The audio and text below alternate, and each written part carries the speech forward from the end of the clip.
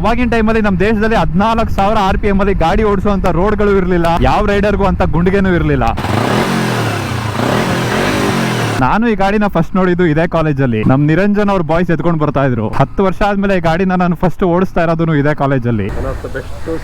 ಹೊಸ ವರ್ಷ ಹತ್ರ ಬರ್ತಾ ಇದ್ದಂಗೆ ಎಲ್ಲರೂ ಅವ್ರ ಕಾರ್ಗಳನ್ನ ರೆಡಿ ಮಾಡ್ಸಕ್ಕೋಸ್ಕರ ಬಂದ್ಬಿಡ್ತಾರೆ. ನಾನು ಇವತ್ತು ನನ್ನ ಗಾಡಿ ಯಾವ ಸ್ಟೇಜ್ ಅಲ್ಲಿ ಇದೆ ಅಂತ ನೋಡಕ್ ಬಂದೆ. ನಾನು ನಮ್ಮ ಲೆಜೆಂಡ್ ಯಾವ ತರ ಇದೆ ಅಂತ ನೋಡಕ್ ಬಂದಾಗ ನನಗೆ ಇನ್ನೊಂದು ಲೆಜೆಂಡ್ ಕಾಣಿಸ್ತು. 90s ಬೈಕರ್ಗಳಿಗೆಲ್ಲ ಈ ಗಾಡಿ ಯಾವ್ದು ಅಂತ ಗೊತ್ತಿರುತ್ತೆ, ಆದ್ರೆ ಮರ್ತ್ ಬಿಟ್ಟಿರ್ತಾರೆ. ಇವತ್ತು ಅಷ್ಟು ಜನರದ್ದು ಮೆಮೊರಿ ರಿಫ್ರೆಶ್ ಮಾಡೋಣ ಅಂತ ಈ ಗಾಡಿ ಓಡಿಸ್ತಾ ಇದೀನಿ. ಗಾಡಿನ ಓಡಿಸ್ಬೇಕಾದ್ರೆ ನನಗೊಂದು ಅನ್ಸೋದೇನು ಅಂದ್ರೆ, ಇವಾಗಿನ ಕಾಲದಲ್ಲಿ GT 650, RS 457, R3, Duke 390 ಅಂತ ಎಲ್ಲ ಜನ ಹೊಡೆದಾಡ್ತಾವ್ರೆ. ಅವಾಗಿನ ಕಾಲದಲ್ಲಿ ಈ ಸೋಷಿಯಲ್ ಮೀಡಿಯಾ ಅಷ್ಟು ಇನ್ಫ್ಲೂಯೆನ್ಸ್ ಇಲ್ದೇ ಇದ್ದಾಗ, ಓಡಿಸ್ದೇನೆ ಗಾಡಿ ಅಂದ್ರೆ ಏನು ಅಂತಾನೆ ಅರ್ಥ ಆಗದೆ ಇರುವಂತ ಟೈಮ್ ಇದ್ದಾಗ ಈ ಗಾಡಿಗಳು ಬಂದಿದ್ದು.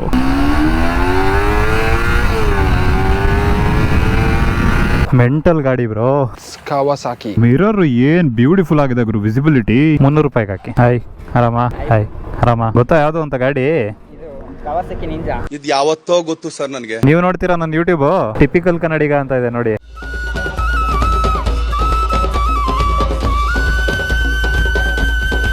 ನಮ್ ದೇಶದಲ್ಲಿ ನಿಂಜಾ 300 ಅಂದ್ರೆ ಎಷ್ಟೊಂದ್ ಜನಕ್ಕೆ ಗೊತ್ತು, ಆದ್ರೆ ನಿಂಜಾ 250 ನ ನೋಡಿರ್ತಾರೆ, ಬಟ್ ಇದು ಒಂದು 250cc ಗಾಡಿ ಅಂತ ಅವ್ರಿಗೆ ಗೊತ್ತಿರಲ್ಲ. ಇದ್ರಲ್ಲಿರುವಂತ ಎಕ್ಸಾಸ್ಟ್ ಅಲ್ಲಿ EX 250 ಅಂತ ಇದೆ. ಆಕ್ಚುಲಿ ಗಾಡಿ ಇಂಟರ್ನ್ಯಾಷನಲ್ ಮಾರ್ಕೆಟ್ ಅಲ್ಲಿ ರಿಜಿಸ್ಟರ್ ಆಗಿರೋದು EX 250 ಅಂತ. ನಿಂಜಾ 250 ಗಾಡಿಗಳನ್ನ ಕವಾಸಾಕಿ ಅವರು 1983 ಇಂದನೂ ಮಾಡ್ತಾ ಇದಾರೆ. ಅದು ಬೇರೆ ಬೇರೆ ದೇಶದಲ್ಲಿ ಬೇರೆ ಬೇರೆ ಹೆಸರಲ್ಲಿ ಬಂದಿತ್ತು. ಆದ್ರೆ ನಮ್ಮ ದೇಶಕ್ಕೆ ಅಕ್ಟೋಬರ್ 2008 ಅಲ್ಲಿ ನಿಂಜಾ 250R ಅನ್ನೋ ಹೆಸರಲ್ಲಿ ಈ ಗಾಡಿ ಬಂತು. ಅವಾಗ್ಲೇನೆ ಈ ಗಾಡಿಗೆ 2 ಲಕ್ಷ ಗುರು. ನಾನು ಕೊಡಲ್ಲ. 2008 ಅಲ್ಲಿ ಎಲ್ಲಾ ಗಾಡಿಗಳನ್ನು 40,000 to 50,000 ಇರುವಂತ ಟೈಮು. ಒಂದು 250cc ಗಾಡಿಗೆ 2 ಲಕ್ಷ ಕೊಟ್ಟು ತಗೋಬೇಕು ಅಂದ್ರೆ ನಿಮ್ಗೆ ಇವತ್ತು ಈ ಗಾಡಿ ಅಷ್ಟು ರೋಡ್ ಮೇಲೆ ಕಾಣೋದಿಲ್ಲ. ಅದಕ್ಕೆ ಒಂದು ಮೇನ್ ರೀಸನ್ ಈ ಗಾಡಿಗಳು ಜಾಸ್ತಿ ಸೇಲ್ ಆಗಿಲ್ಲ. ಇನ್ನೊಂದು ಮೇನ್ ರೀಸನ್ ಸೇಲ್ ಆಗಿರುವಂತ ಗಾಡಿಗಳನ್ನ ಜನ ನೀಟಾಗಿ ಮೇಂಟೈನ್ ಮಾಡಿಲ್ಲ. ಅದು ಗಾಡಿ ಓನರ್ ಗಳ ಪ್ರಾಬ್ಲಮ್ ಅಂತ ನಾನು ಹೇಳ್ತಿಲ್ಲ, ಸರ್ವಿಸ್ ಸೆಂಟರ್ ಇಶ್ಯೂಗಳಿತ್ತು. ಇಷ್ಟು ಚೆನ್ನಾಗಿರೋ ಗಾಡಿಗೆ ಅಷ್ಟೇ ಚೆನ್ನಾಗಿರುವಂತ ಸರ್ವಿಸ್ ನಮ್ ದೇಶದಲ್ಲಿ ಸಿಗ್ಲಿಲ್ಲ. ಪ್ರಾಡಕ್ಟ್ ಹೆಂಗೆ ಸೇಲ್ ಮಾಡ್ತೀವಿ, ಎಷ್ಟು ಸೇಲ್ ಮಾಡ್ತೀವಿ ಅನ್ನೋದಕ್ಕಿಂತ ಜಾಸ್ತಿ ಆಫ್ಟರ್ ಸೇಲ್ಸ್ ಎಷ್ಟು ಚೆನ್ನಾಗಿ ಸಪೋರ್ಟ್ ಕೊಡ್ತೀವಿ ಅನ್ನೋದು ಮ್ಯಾಟರ್ ಆಗುತ್ತೆ. ಪ್ರಾಬಬ್ಲಿ ಇದೇ ರೀಸನ್ ಇಂದ ಅನ್ಸುತ್ತೆ ಈ ತರ ಒಳ್ಳೆ ಗಾಡಿಗಳು ನಮ್ಮ ದೇಶನ ಬಿಟ್ಟು ಹೋಗಿದ್ದು. ಇಷ್ಟ ಹೇಳಕ್ ಇಷ್ಟಪಡ್ತೀನಿ. Okay friend, bye. 2008ನೇ ಇಸ್ವಿನಲ್ಲಿ ಅವಾಗ ಪರ್ಫಾರ್ಮೆನ್ಸ್ ಗಾಡಿ ಅಂದ್ರೆ ನಮ್ ತಲೆಗೆ ಬರ್ತಾ ಇದ್ದು ಪಲ್ಸರ್ 220, ಪಲ್ಸರ್ 200. ಅದ್ ಬಿಟ್ರೆ ಕರಿಸ್ಮಾ, RD 350 ಬಿಟ್ರೆ ನಮ್ ಜನಕ್ಕೆ ಟ್ವಿನ್ ಸಿಲಿಂಡರ್ ಗಾಡಿಗಳ ಬಗ್ಗೆ ಐಡಿಯಾನು ಇರಲಿಲ್ಲ. ಅಂತ ಟೈಮಲ್ಲಿ 4 ಸ್ಟ್ರೋಕ್ ಅಲ್ಲಿ ಒಂದು ಟ್ವಿನ್ ಸಿಲಿಂಡರ್ ಗಾಡಿನ ತಂದು ನಮ್ಮ ಜನರ ಮೆಂಟಾಲಿಟಿನ ಚೇಂಜ್ ಮಾಡಬೇಕು ಅನ್ನೋದು ಒಂದು ದೊಡ್ಡ ವಿಷಯ ಆಗಿತ್ತು. ಇದರಲ್ಲಿರೋದು 249cc liquid cooled engine, 32 bhp ಇದೆ, 22 ನ್ಯೂಟನ್ ಮೀಟರ್ ಟಾರ್ಕ್ ಇದೆ. ಇದು ಮ್ಯಾಕ್ಸ್ ಪವರ್ ಪ್ರೊಡ್ಯೂಸ್ ಮಾಡೋದು 11,000 RPM ಅಲ್ಲಿ, ಮ್ಯಾಕ್ಸ್ ಟಾರ್ಕ್ ಪ್ರೊಡ್ಯೂಸ್ ಮಾಡೋದು 8,200 RPM ಅಲ್ಲಿ. ಇದ್ರ ಪವರ್ ಫಿಗರ್ಸ್ ನೋಡಿದ್ರೆ ನಿಮಗೆ ಈ ಗಾಡಿದು ಕ್ಯಾರೆಕ್ಟರ್ ಅರ್ಥ ಆಗ್ಬಿಡುತ್ತೆ. ನಂಗೊಂದು ಅರ್ಥನೇ ಆಗ್ತಾ ಇಲ್ಲ. ನಮ್ಮ ದೇಶದ ಜನಕ್ಕೆ ಗಾಡಿ ಪ್ರೈಸ್ ಸೆಟ್ ಆಗ್ಲಿಲ್ಲ, ಅದೇ ತರ ಈ ಗಾಡಿಲಿರುವಂತ ಕ್ಯಾರೆಕ್ಟರ್ ಕೂಡ ಅರ್ಥ ಆಗ್ಲಿಲ್ಲ. ಇದೊಂದು ಪ್ರಾಪರ್ ಸ್ಕ್ರೀಮರ್ ಟ್ವಿನ್ ಇಂಜಿನ್, 5,000 RPM ತನಕ ಗಾಡಿ ಡೆಡ್ ಗುರು. ಆಕ್ಟಿವ್ ತರ ಫೀಲ್ ಆಗುತ್ತೆ. ಆದ್ರೆ ಒಂದು ಸಲ 5,000 RPM ಮೇಲೆ ಹೋದ್ರೆ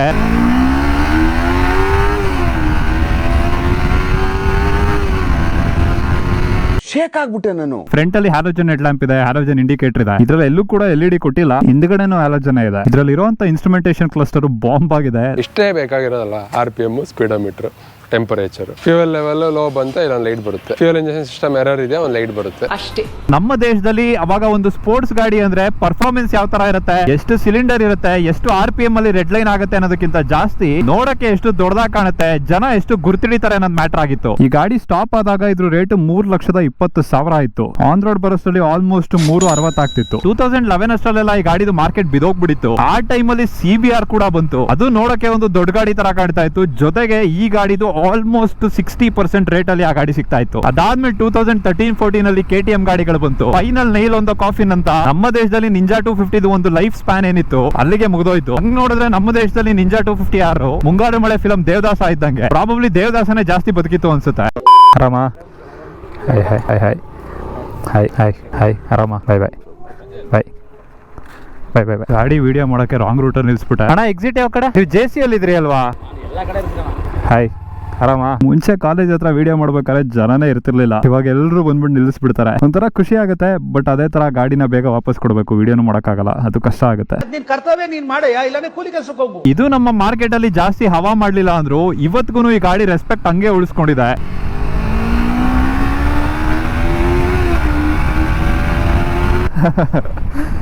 ಎಲ್ಲಿದೆ ನಾನು. ಈ ಗಾಡಿ ನಮ್ಮ ದೇಶದಲ್ಲಿ ಎಷ್ಟು ಹೆಸರು ಮಾಡ್ಲಿಲ್ಲ ಅಂದ್ರೂ ಕೂಡ ಇವತ್ತಿಗೂ ಅಷ್ಟೇ ರೆಸ್ಪೆಕ್ಟ್ ಉಳಿಸ್ಕೊಂಡಿದೆ. ಏನಕ್ಕೆ ಅಂದ್ರೆ ನಮ್ಮ ದೇಶದಲ್ಲಿ ಬಂದಂತ ಮೊದಲ ಸ್ಪೋರ್ಟ್ಸ್ ಬೈಕ್ ಅಂತ ಈ ಗಾಡಿನ ಕನ್ಸಿಡರ್ ಮಾಡ್ತಾರೆ. ಸುಮಾರು ಜನ ಹೇಳ್ಬೋದು ಏನ್ ಗುರು ಗಾಡಿ ದೊಡ್ಡದಾಗಿಲ್ಲ, ಬರೀ 250cc ಇದೆ, ಇದನ್ನೆಲ್ಲ ನೀನ್ ಸ್ಪೋರ್ಟ್ಸ್ ಬೈಕ್ ಅನ್ಬಿಡ್ತೀಯ ಅಂತ. ಗಾಡಿನಲ್ಲಿ ಎಷ್ಟು ಸಿಸಿ ಇದೆ, ಗಾಡಿ ಎಷ್ಟು ದೊಡ್ಡದಾಗಿದೆ ಅನ್ನೋದ್ರ ಮೇಲೆ ಅದು ಸ್ಪೋರ್ಟ್ಸ್ ಬೈಕ್ ಆಗೋದಿಲ್ಲ. ಒಂದು ಗಾಡಿ ಒಬ್ಬ ಸಾಮಾನ್ಯವಾಗಿರುವಂತ ರೈಡರ್ ನ ರೇಸರ್ ಆಗಿ ಕನ್ವರ್ಟ್ ಮಾಡಿದಾಗ ಅದು ಒಂದು ಸ್ಪೋರ್ಟ್ಸ್ ಬೈಕ್ ಆಗುತ್ತೆ.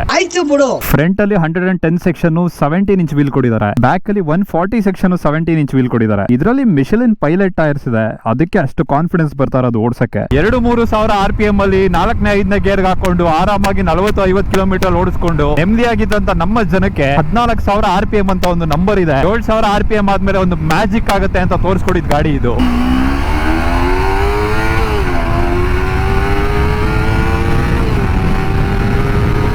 ವರ್ಲ್ಡ್ ಅಲ್ಲಿ ಬೆಸ್ಟ್ ಸೌಂಡ್ ಯಾವುದು ಅಂತ ಕೇಳಿದ್ರೆ ಈ ತರ 250cc ಟ್ವಿನ್ ಸಿಲಿಂಡರ್ ಗಳು, 600cc 4 ಸಿಲಿಂಡರ್ ಗಾಡಿಗಳು 14,000 RPM ಅಲ್ಲಿ ಕಿರ್ಚುತ್ತೆ.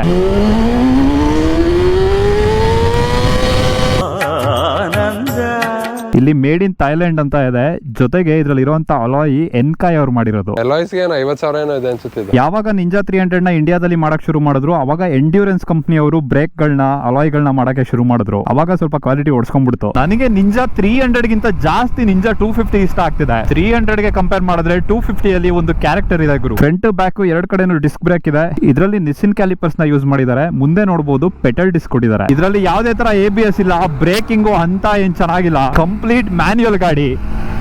ಸಮಾಧಾನ ಮಾಡ್ಕೊ ಮಗ, ಸಮಾಧಾನ ಮಾಡ್ಕೊ ಮಗ.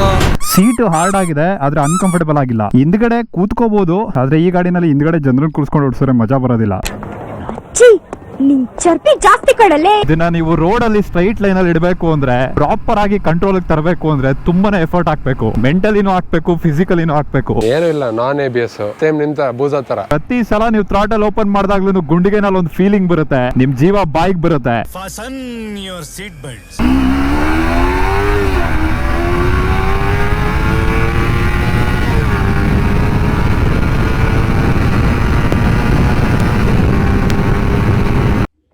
ಫ್ರಂಟ್ ಅಲ್ಲಿ ನಾರ್ಮಲ್ ಟೆಲಿಸ್ಕೋಪಿಕ್ ಸಸ್ಪೆನ್ಷನ್ ಕೊಟ್ಟಿದ್ದಾರೆ. ಹಿಂದ್ಗಡೆ ಮೋನೋ ಶಾಕ್ ಕೊಟ್ಟಿದ್ದಾರೆ. ಹಿಂದ್ಗಡೆ ಅಡ್ಜಸ್ಟ್ ಮಾಡಬಹುದು, ಮುಂದೆ ಅಡ್ಜಸ್ಟ್ ಮಾಡಕ್ ಆಗೋದಿಲ್ಲ. ಇದರಲ್ಲಿ ಸಸ್ಪೆನ್ಷನ್ ಸ್ಟಿಫ್ ಆಗಿದೆ, ಸೀಟು ಹಾರ್ಡ್ ಆಗಿದೆ, ಬ್ರೇಕ್ ಅಂತೂ ಹಿಡಿಯೋದೇ ಇಲ್ಲ. ಆದ್ರೆ ಯಾವ್ದು ಕೂಡ ನಾನು ಈ ಗಾಡಿ ನೋಡಿಸ್ಬೇಕಾದ್ರೆ ಮ್ಯಾಟರ್ ಆಗ್ತಿಲ್ಲ. ಇದ್ರಲ್ಲಿ ಇರುವಂತ ಎಂಜಿನ್ ಕ್ಯಾರೆಕ್ಟರ್ ಏನಿದೆ ಅದ್ ಬೇರೆ ಫ್ಲಾಸ್ ಗಳನ್ನ ಮರೆಸ್ಬಿಡುತ್ತೆ. ಈ ಗಾಡಿಗಳು ನೋಡಿದ್ರೆ ಫಿಗರ್ಸ್ ಎಲ್ಲ ಸೆನ್ಸೇ ಮಾಡಲ್ಲ.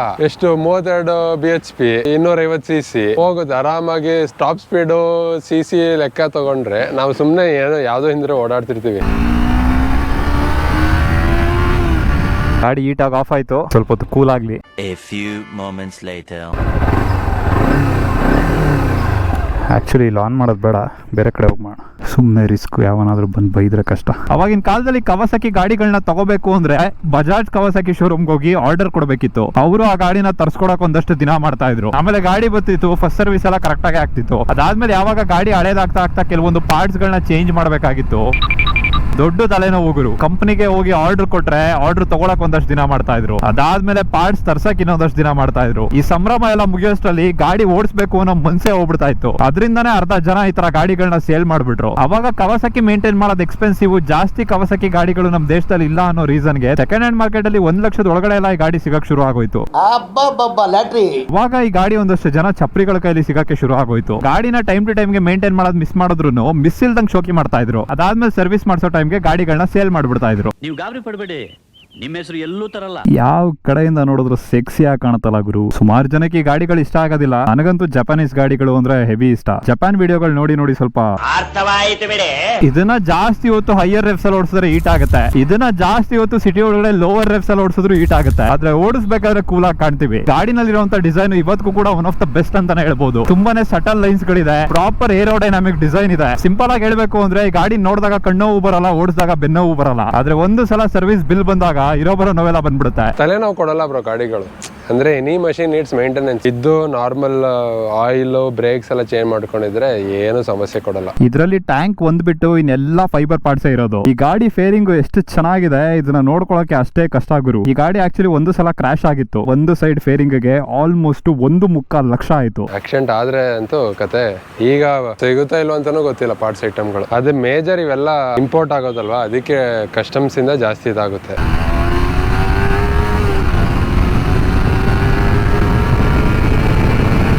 ಮಿಂಚುತ್ತೆ ಗುರು ಗಾಡಿ. ಈಗ ತಾನೇ 300 ರೂಪಾಯಿ ಪೆಟ್ರೋಲ್ ಹಾಕ್ಸದ್ನಲ್ಲ ಗುರು, ಆಗ್ಲೇ ಬ್ಲಿಂಕ್ ಹೊಡಿದಿದೆ. ಇದು ಟ್ಯಾಂಕ್ ಚಿಕ್ಕದಾಗಿದ್ರು ಕೂಡ ಒಳಗಡೆ 17 ಲೀಟರ್ ಇಡ್ಸುತ್ತೆ. ಆನ್ ಅನ್ ಆವರೇಜ್ 20 ಕಿಲೋಮೀಟರ್ ಕೊಡುತ್ತೆ ಅಂದ್ರೆ ಒಂದು ಫುಲ್ ಟ್ಯಾಂಕ್ ಅಲ್ಲಿ 340 ಕಿಲೋಮೀಟರ್ ಹೋಗ್ಬೋದು. ಮೈಲೇಜ್ ಎಲ್ಲ ನೋಡಿ ತಗೊಳ್ಳೋದಾದ್ರೆ ಗಾಡಿಗಳು ತಗೋಬಾರ್ದು. ಏನೊಂದು ಸಿಟಿಯಲ್ಲೆಲ್ಲ ಓಡಿಸಿದ್ರೆ 20-22 ಮೈಲೇಜ್ ಬರ್ಬೋದು. 3 ಹೊತ್ತು ಟಾಪ್ ಎಂಡ್ ಅಲ್ಲೇ ಉಜ್ಜಾಡ್ತಾ ಇದ್ರೆ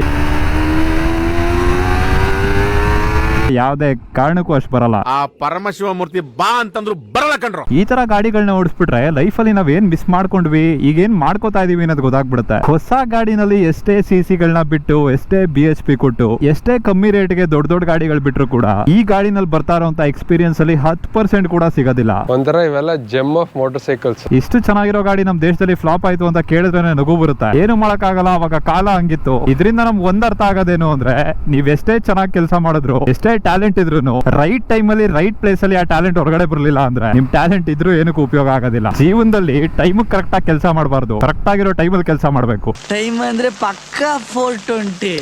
ಈ ಟೈಮ್ ಇರೋದೇ ಕೈ ಕೊಡಕ್ರಿ. Check check check check check check check check check check. Fuel ಎಲ್ಲಿ ಸಿಗುತ್ತೆ? 95 ಅಲ್ಲಿ ಆ ಸ್ಕ್ಯಾಮ್ ಬಂಕಲ್ಲಿ ಇರ್ಬೇಕು. JC scam bunk. 95 octane petrol ಸಿಗ್ಲಿಲ್ಲ ಅಂದ್ರೆ ಬೂಜಾನ ತಳ್ಳೋ ಕಾರ್ಯಕ್ರಮ ಇದೆ. ನಾನ್ ನಿಮ್ಮನ್ನ ಗಾಡಿ ಓಡಿಸೋದಕ್ಕಿಂತ ತಳ್ಳೋದನ್ನೇ ಜಾಸ್ತಿ ನೋಡಿದ್ದೀನಿ. ಗಾಡಿ ಫುಲ್ಲು ಧೂಳಾಗ್ಬಿಟ್ಟಿದೆ, ನೋಡಕ್ ಈ ತರ ಬೇಜಾರಾಗುತ್ತೆ. ಬಟ್ ಒಂದ್ಸಲ ರೆಡಿ ಆದ್ಮೇಲೆ ಮಿನಿ ಮಾಡ್ತಕ್ಕಂತ 95 ಇದೆ ಅಲ್ವಾ, 1000ಕ್ಕೆ ಹಾಕ್ಬಿಡಿ ಹಂಗಾರೆ. What is sudden surprise? ನೋಡಿದ್ವಿ ಕಾಲೇಜ್ ಮುಂದೆ ಪಾಸ್ ಆದ್ರಲ್ಲ. ಸುಮಾರು ಜನ ಕೇಳ್ತಾರೆ ಬೂಜಾನ್ ಇಟ್ಕೊಂಡು ಏನ್ ನೀನ್ ಪೂಜೆ ಮಾಡ್ತಾ ಇದೆಯಾ, ಶೋಪೀಸ್ ತರ ಇಟ್ಕೊಂಡಿದ್ಯಾ ಅಂತ. ಫಸ್ಟ್ ಆಫ್ ಆಲ್ ನಮ್ ಲೈಫ್ ಅಲ್ಲಿ ಇರುವಂತ ಶೆಡ್ಯೂಲ್ಗೆ ಈ ಗಾಡಿಗಳನ್ನ ಓಡ್ಸಕ್ ಆಗೋದಿಲ್ಲ. ಇನ್ನೊಂದು, ನನ್ ಗಾಡಿ ನಮ್ಮನೆ ನಮ್ ಗರಾಜು, ನಾನು ಶೋಪೀಸ್ ಆದ್ರೂ ಇಟ್ಕೋತೀನಿ, 2 ಪೀಸ್ ಆದ್ರೂ ಇಟ್ಕೋತೀನಿ. ಊರವರ ತೂತ್ನೆಲ್ಲ ಮುಚ್ಚಕ್ ಹೋಗ್ತಾನೆ. ಇವನ್ ತೂತ್ ಊರ್ ಬಾಗಿಲಾಗ್ಬಿಟ್ಟಿದೆ, ಅದನ್ನ ನೋಡ್ಕೋತಾ ಇಲ್ಲ ಲೋಫರ್ ನನ್ ಮಗ.